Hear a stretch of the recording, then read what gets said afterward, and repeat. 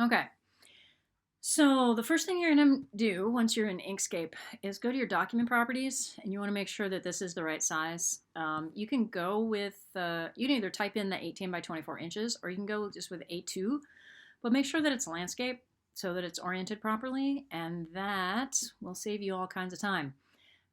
Your guides, you have grids, you've got all this kind of stuff. Your units are in millimeters, which is what we want. Everything's fine there. So once we have that, uh, you're going to want to make sure that the rectangle into which you are putting the living hinge pattern is oriented such that it will bend as it is on the page left to right. Um, so if we were looking at, for example, where did I put it? Here we go.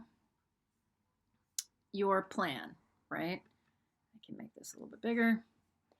You will notice that this is oriented in the sheet vertically, and you want it to bend vertically here. So what I might do is when you make this box, if you know the dimensions of this rectangle, you don't actually need all of the rest of this in Inkscape. You just need the dimensions of this rectangle, okay? So whatever these dimensions are, when you build that rectangle in Inkscape, okay, hopefully, you're gonna want to build it not landscape orientation the way that was, but you're gonna want to do it vertically this way, right? So so this little guy, right? See how this is horizontal, but you want it to bend vertically? We want it to bend the short way, right? So we want this to bend the short way. So in order to do that, we have to orient the long, narrow box this way. You need to have the box selected before you go into your extension. And there's extension, render living hinge. Boom, right where you put it. And again, these are the defaults. The defaults should work just fine. And then you can hit apply, and it'll work and then apply it to the box you have selected. If you don't have a box selected before you open the living hinge, it gives you that message of like, where's your box? And then you have to go select one. So this, as you can see, oops, there we go, is now oriented so that it will bend the short way. So then you would take this whole thing as a file, right? So we would save this, save as, and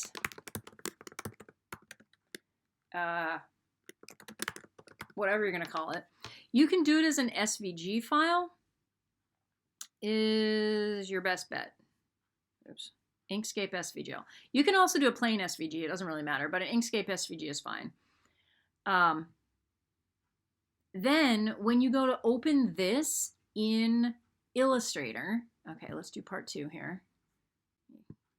Quit out of this shenanigans. Yes, yes, quit please. Okay, then I go to Illustrator, and you have your design open, already done with the box, right? And you just want to put the hinge part in. Two things you have to be a little bit careful of. Let me just make a new one. And that is the right size, so that's fine. Okay, so let's pretend this is your box design, right? You have this guy doing this, and you want the hinges to go across, and you've got whatever other like pieces and parts you've got over here, whatever, no problem. You're then going to want to open that SVG file. Yeah, there it is. All right. So when you open this, right, you'll notice you have the box and you have the hinge part. We only need the hinge part. All right. Under here, you have a couple of things. You have the outline, that we don't need, right? There's your outline. Outline, non-outline. You don't need your outline. You only need the hinge part. So select only the hinge part, and then you can copy it and paste it, preferably with nothing selected, here. Now, hold the shift key down, move that to 90 degrees, and that's going to go over here. Now, it should fit perfectly. You cannot, don't just do this, right? Because now the spacing and everything is wrong, and it's going to make a mess when we go to cut it. So the size it is when you build it, it should fit perfectly when you put it over here. So obviously I just made a really big one when I did the example. But that's the best way to then get it into your Illustrator file.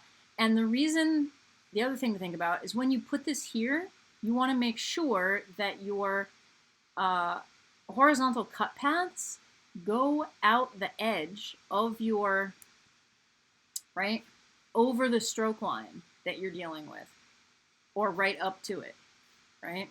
So if it's a little bit longer, that's not a bad thing. What you don't want to do is, have this like that, because then this thing is solid and it won't bend, and then it cracks and breaks in the most inopportune ways when you get to that point. So make sure that this is at or just over the cut line, because you're going to cut on this line too, right? You're going to make, eventually these are all going to be 0.001 because they're all cutouts. And then if you are doing additional decorative things, your graphics need to be rasterized, obviously, so they're embedded in the file, and black and white works better than grayscale. So hopefully that helps, and I look forward to seeing how it goes. If you get stuck at any point, please just let me know, and we'll go over it together. Good luck.